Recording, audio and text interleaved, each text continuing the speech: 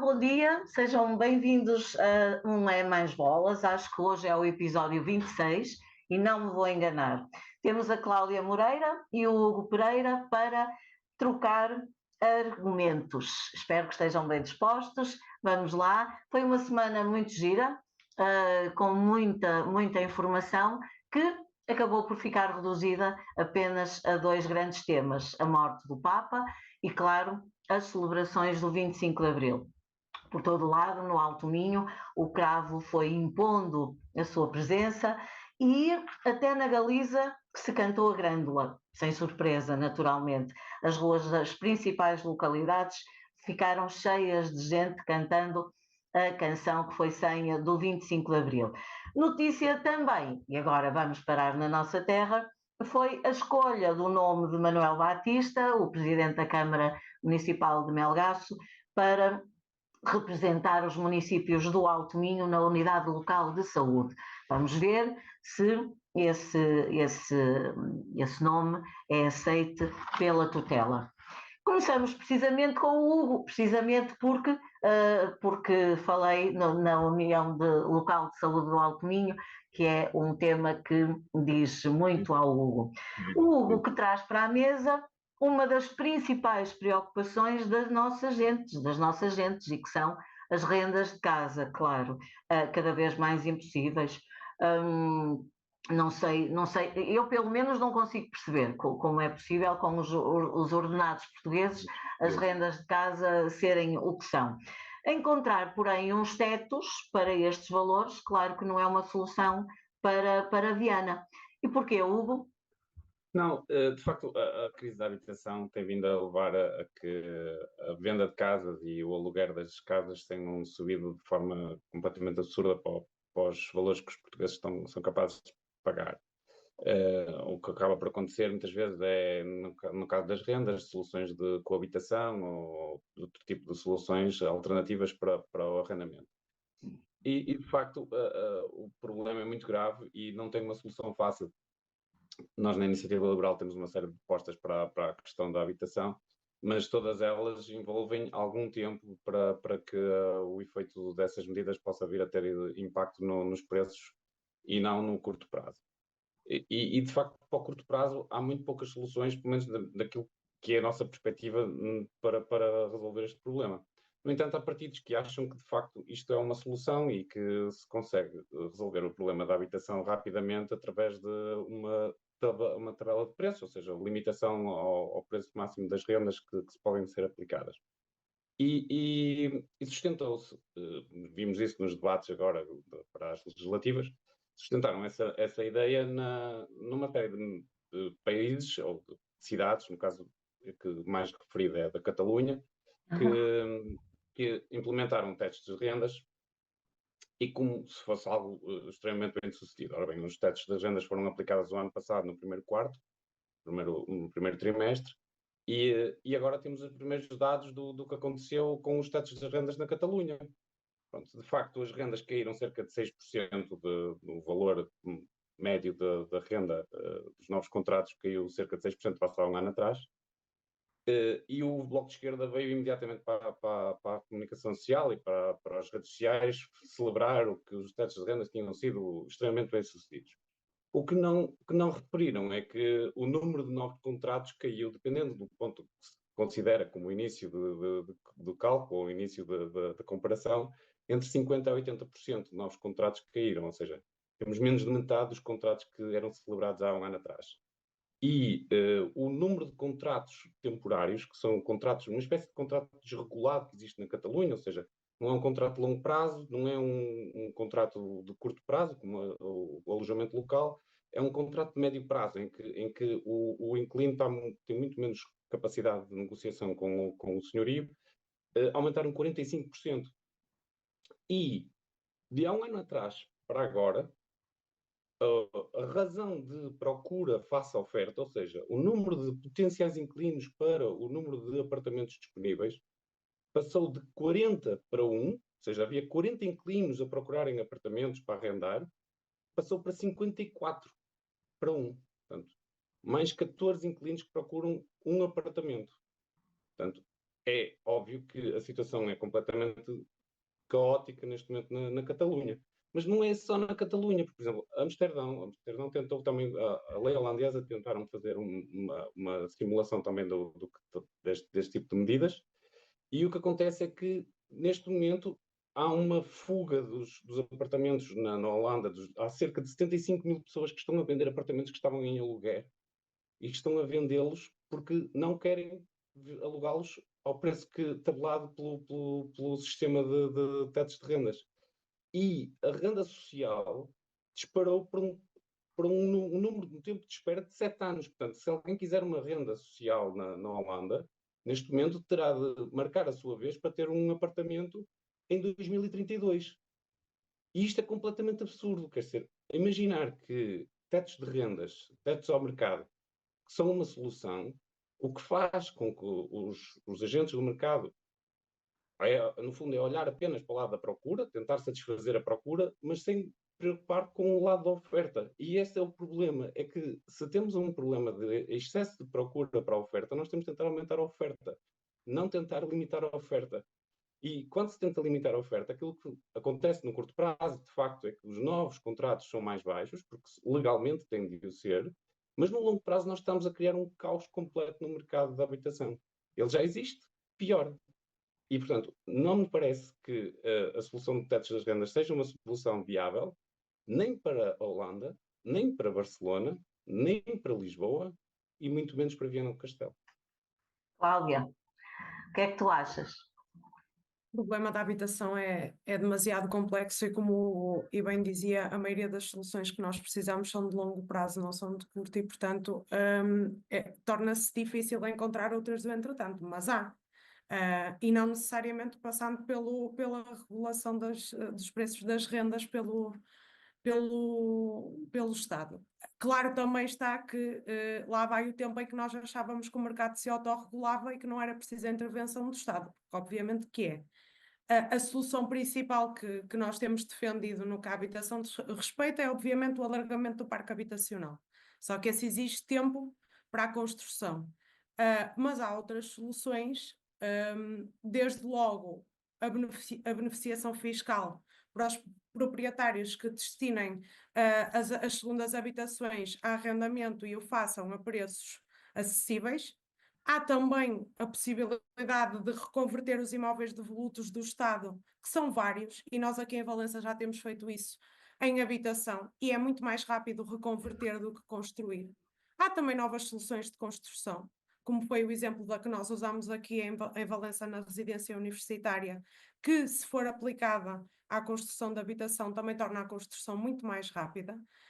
E, portanto, realmente eu concordo aqui com os tetos das rendas, não são a solução. Há outras soluções que nós podemos aplicar para dar resposta imediata, sendo que a solução de última instância passará sempre pelo alargamento do parque público e também pela previsão na construção privada de cotas para arrendamento a custos acessíveis e venda a custos controlados. Não parece que aches isso execuível, Hugo. Não, não acho de todo. Uma das propostas do Partido Socialista era usar os dividendos da Caixa Geral de Depósitos para a construção pública. Aquilo que nós sabemos à partida da construção pública é que a construção pública enfrenta uma série de problemas, não só aqueles que o privado já encontra, ou seja, de licenciamento, encontrar uma solução, encontrar capital, construir, passar para a fase de construção, mas depois da própria dúvida existencial do público. Por exemplo, nós temos, a Cláudia estava a falar de soluções públicas. Nós temos uma residência aqui em Viana do Castelo para ser construída há anos, há cerca de 4, 5, 6 anos, já não me recordo exatamente da data, e ela ainda hoje não tem a primeira pedra no terreno. Portanto, o grande problema do público depois é executar a obra, fazer com que ela Nós realmente temos um aconteça. exemplo completamente diferente. Projetos nós temos imensos. Mas, por exemplo, falar, por exemplo, daquilo que é projeto do PE para a construção pública. O PSD veio depois, agora neste último ano, supostamente dobrou aquilo que era a oferta pública. São 59 mil casas até 2030, quer dizer, isso não é nada, é uma gota de água no oceano, quer dizer, é como dizer, Mas vamos isso é porque resolver nós o estamos a problema da construir habitação pouco. construindo 4 ou 5 casas, quer dizer, isso é completamente ridículo. Aquilo que tem de acontecer, de facto, é que a sociedade civil e os agentes que estão no mercado, as pessoas que existem em Portugal, são os agentes portugueses, os construtores civis, os empreendedores, têm de construir, nós construímos cerca de 120 mil casas em 2000 por ano. E agora Em construímos 2000 nós 30 mil. construímos 120 mil habitações. Nós neste momento construímos 20 mil. Nós construímos um 30. quinto daquilo que nós éramos capazes de fazer há 15 anos, há 20 anos atrás. Portanto, aquilo que tem de acontecer é que nós temos de voltar a ter a capacidade, a sociedade civil, de fazer aquilo que fazia há 20 anos atrás. Não é nada de absurdo. É só fazer aquilo que nós já fazíamos antes, que Ok, é construir Hugo, casas. já percebemos o teu ponto. Diz lá, Cláudia. 600 mil casas em 10 anos, essa foi a proposta da Juventude Socialista, é execuível, já foi execuível noutros países, como é o caso do One Million Project, não é impossível, nós temos a prova em Valença com a residência académica de que não é preciso tanto tempo para construir, foi uma proposta nossa, entramos no executivo, fomos aos fundos, conseguimos os fundos, executámos-la, está pronta, vai ser inaugurada em breve. Portanto, o público constrói bem e consegue construir rápido também. Ok, muito bem. Não temos mais tempo, vamos passar ao segundo tema. E é teu, Cláudia, tem a ver com o Presidente da Assembleia da República, que é um direto concorrente aqui do nosso Hugo.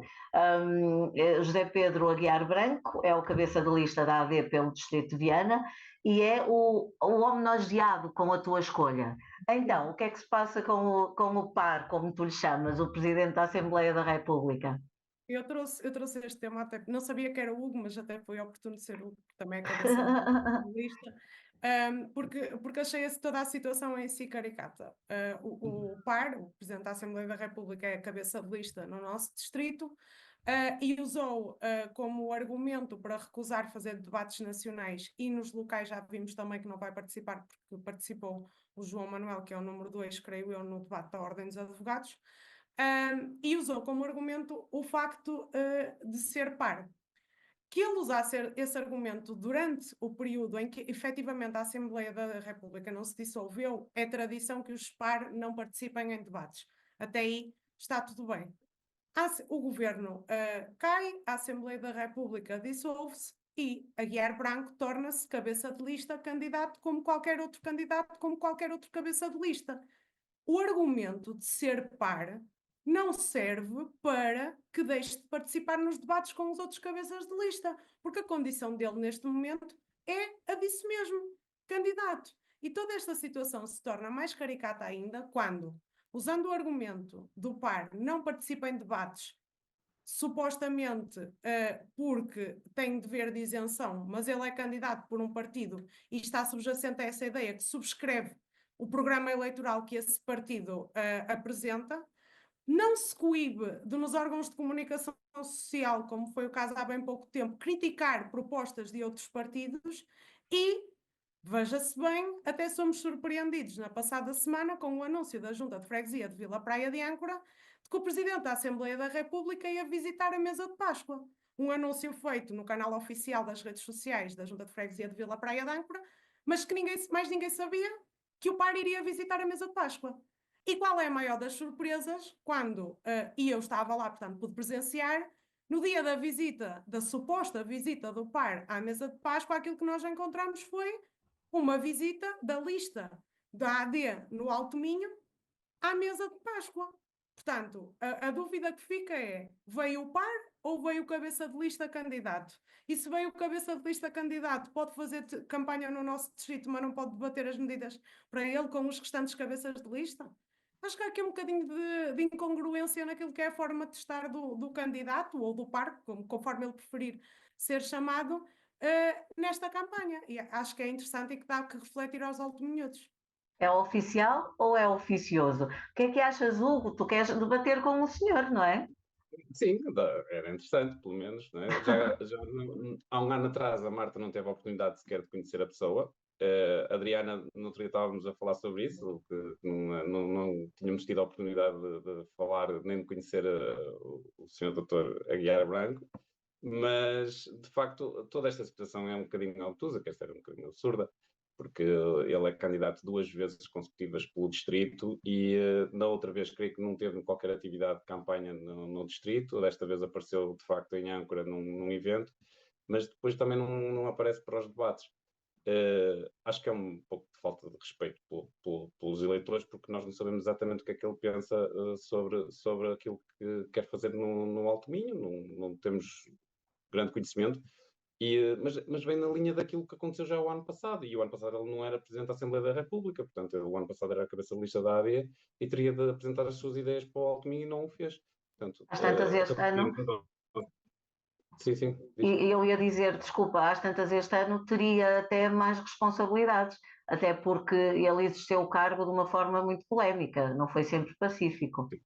Sim, sim. E assim, a questão de ser parte, por exemplo, de ser presidente, ele poderia alegar o ano passado que queria ser candidato, mas queria ser presidente da Assembleia da República e por esse motivo não. Mas o certo é que o PSD ganhou, o AD ganhou por uma margem muito, muito pequena a eleição e ele só teria essa possibilidade de ser presidente da Assembleia da República, no caso da AD, ficar à frente do Partido Socialista, porque as normas, não é normas, mas aquilo que é convencionado dentro da Assembleia da República é que o partido que ganha as eleições, que tem mais votos, é o partido que tem o presidente da Assembleia da República. E a margem foi extremamente curta, portanto é um tiro no escuro a possibilidade dele voltar a ser o Presidente da Assembleia da República neste momento.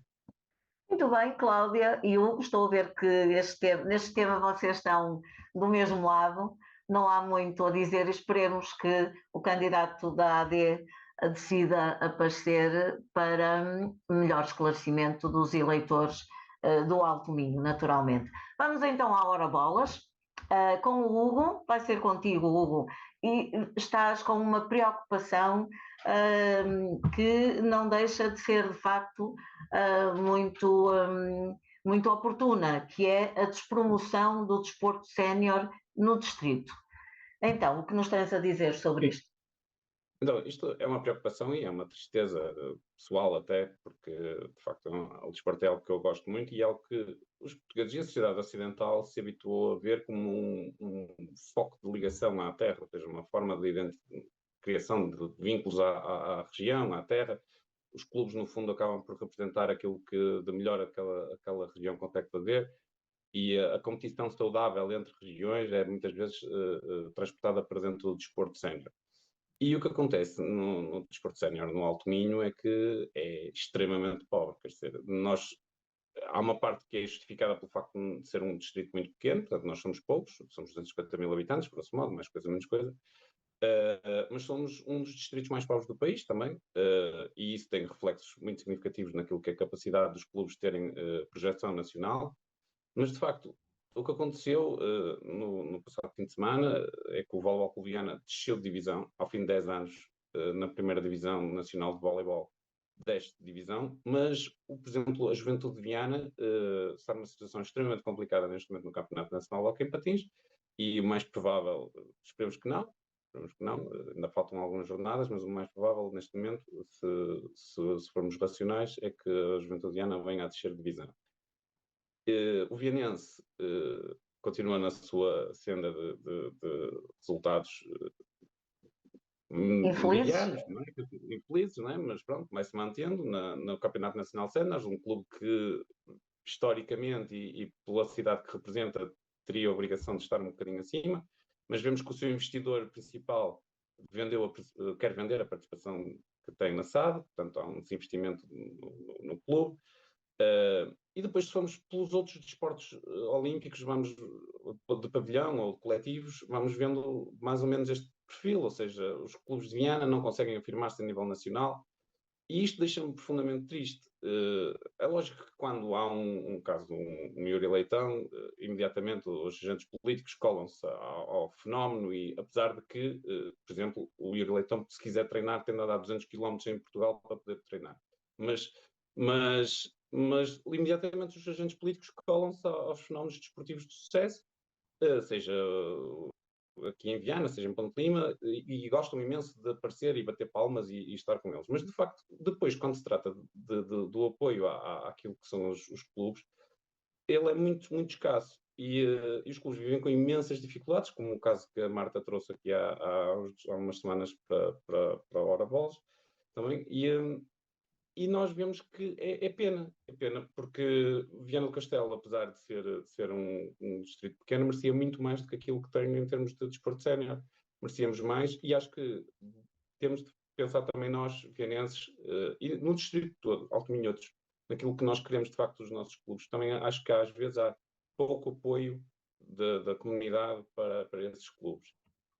Há uma coisa que eu gostava de referir, eu não quero ser mal entendido, mas é factual e é aquilo que existe na sociedade, que é clubes que são ecléticos, que têm mais do que um desporto, que tentam cobrir uma cidade inteira, ou seja, envolver toda a cidade em torno deles, são mais bem-sucedidos. E nós vemos isso até aqui no Minho, isso acontece. No sul da Europa é muito comum, no norte da Europa é menos comum, mas no sul da Europa é muito comum os clubes serem ecléticos e representarem a cidade na totalidade, na globalidade.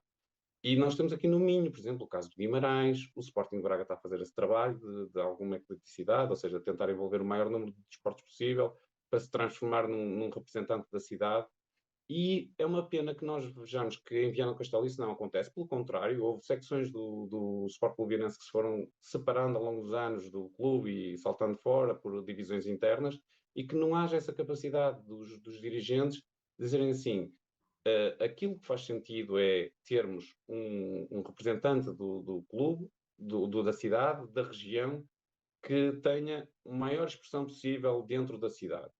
E dessa forma é juntarmos todos dentro da mesma umbrella, do mesmo guarda-chuva e da mesma imagem para a cidade.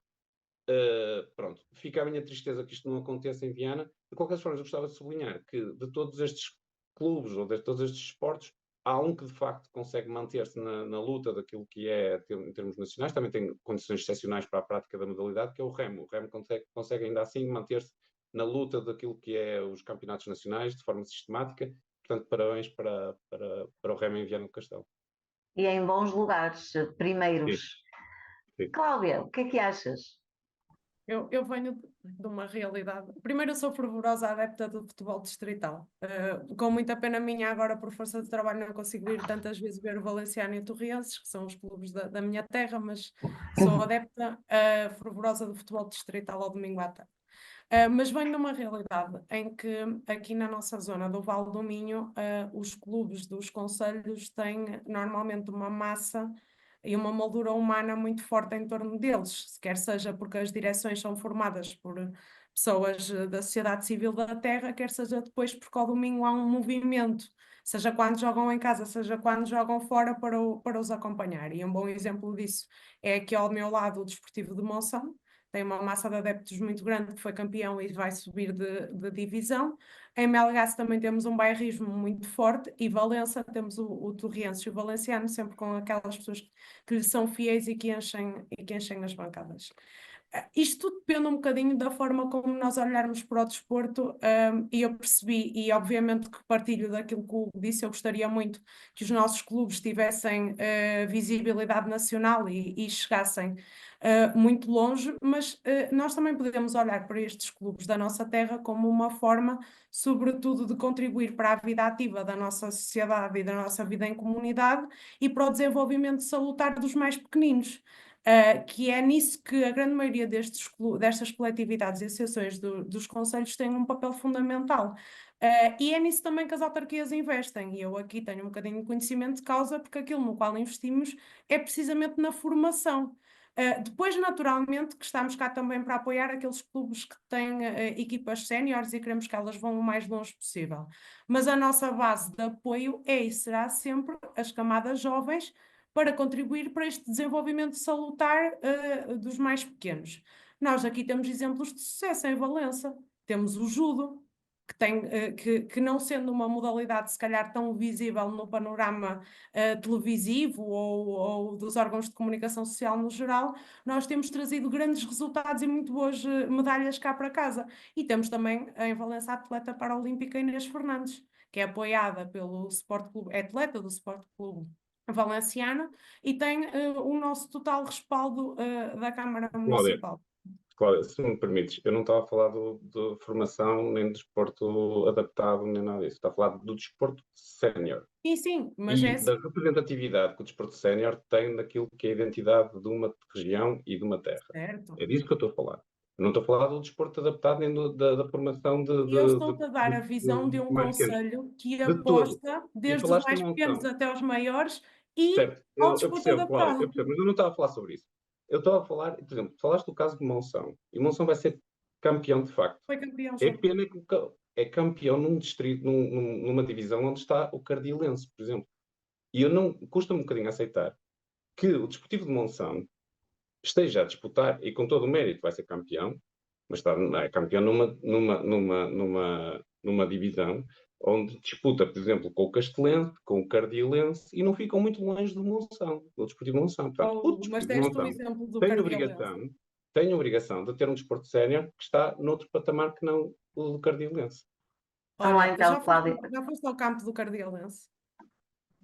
É que eu já fui várias vezes. É um dos melhores campos no sentido de participação ativa da sociedade.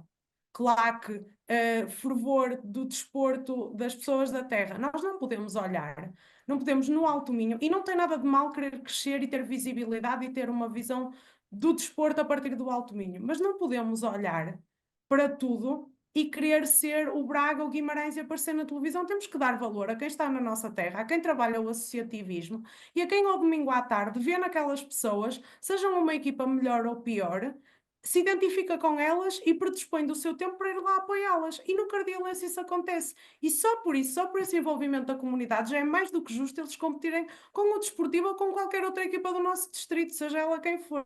Não ponho isso em causa. Tenho pena que o Desportivo de Monção esteja na Distrital. Agora já não está, vai para o Campeonato Nacional de Ainda Séniores. está, ainda não subiu, mas sim, mas irá.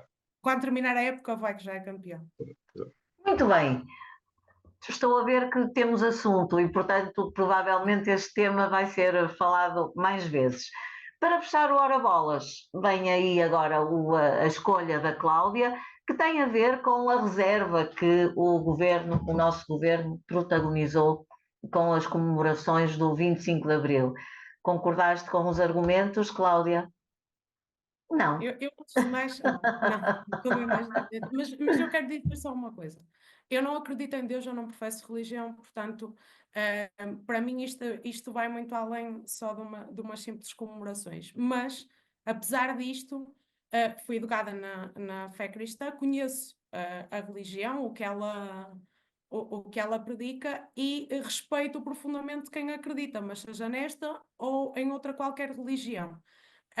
E portanto, isto não tem, o que eu vou dizer a seguir não tem nada a ver com uma crítica à fé cristã ou ao respeito pelo Papa Francisco, que eu acho que foi uma figura que ensinou muito à Igreja e à sociedade civil no geral.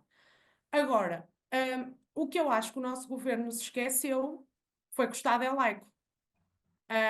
E quando o Estado é laico, eu costumo brincar, e os meus amigos riem-se muito, porque eu digo que a maior mentira da democracia portuguesa é a laicidade do Estado.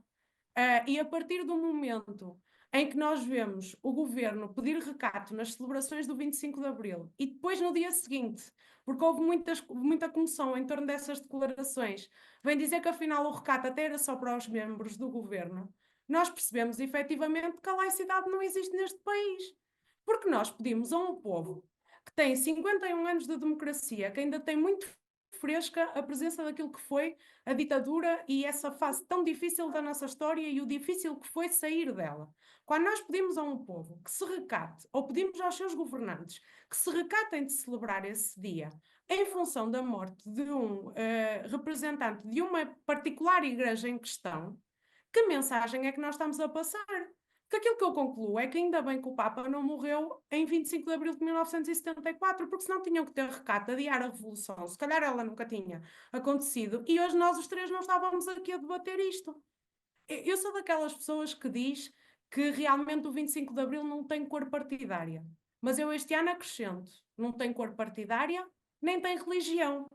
E deixo umas ao nosso governo, que é a mulher de César não é preciso, não basta sê-lo, é preciso parecê-lo. E se a direita tantas vezes reclama que a esquerda se tenta apropriar indevidamente daquilo que foi o 25 de Abril, E se eu concordo que não tem cor política, aos dias de hoje também concordo que o 25 de Abril de 74 pode não ter cor política. O de 2025 teve. E foi realmente a esquerda e alguns partidos da direita que saíram à rua e celebraram, mas não foi este governo.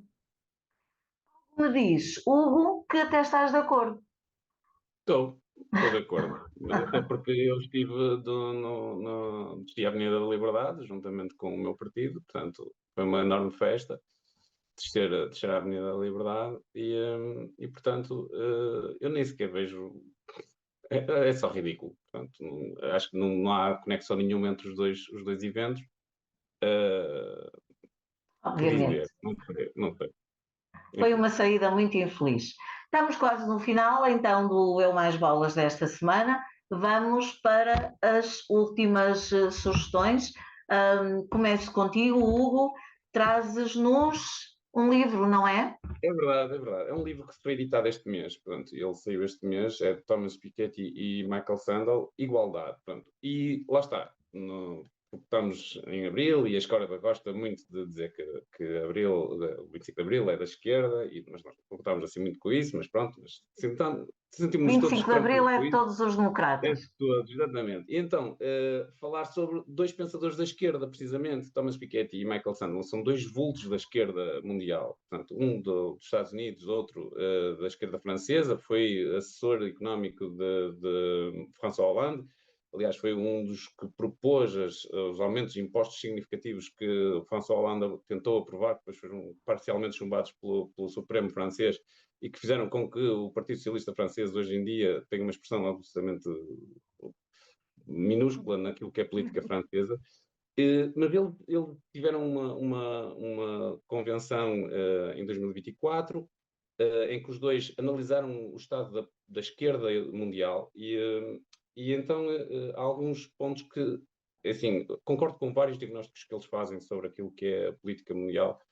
Discordo profundamente com algumas das conclusões, mas há pontos que vale a pena ler neste livro. Por exemplo, há um momento em que eles discutem o que é o populismo e até que ponto o populismo é de facto um populismo, ou seja, porque Michael Sandel acha que, por exemplo, Bernie Sanders nos Estados Unidos é um populista e isso ofende profundamente Thomas Piketty porque isso implicaria necessariamente que alguma esquerda europeia fosse populista e eles não se conseguem encontrar num meio termo desta discussão. Por exemplo, Piketty critica profundamente a questão das migrações porque acha que isso é o catástrofe da esquerda mundial e acho que é um livro que quem gosta de política deve necessariamente ler, concordando ou não com aquilo que com as conclusões que eles retiram das suas reflexões, mas acho que o diagnóstico vale bem a pena e é um livro que vale a pena ser lido. Muito bem, Hugo, muito obrigada. Boa sugestão. E tu, Cláudia, que nos deixas? Eu inspirei-me aqui no Hugo na ideia de trazer um livro e trouxe também um livro que era antes do 25 de Abril era proibido, do António Costa Santos, que acho que nesta semana faz todo o sentido. Faz aqui uma abordagem interessante e até em parte engraçada sobre as coisas que eram proibidas antes do 25 de Abril, coisas que alguns de nós nem sequer imaginam, como por exemplo beber Coca-Cola. E acho que na sequência do nosso Hora Bolas é uma sugestão cultural que faz todo sentido e se calhar recomendava até alguns dos membros do nosso governo que o lessem também. Muito bem, desejo-vos uma boa semana. Vocês estão com um trabalho de campanha e, portanto, não devem ter parada, como dizia a minha avó. Deve ser complicado. Bom trabalho para vocês, boa campanha para os dois. Nós voltamos para a semana com mais um Eu é Mais Bolas, provavelmente o Zé Ribeiro, vamos ver, e 2 novos convidados. Muito obrigada, até lá, fiquem bem.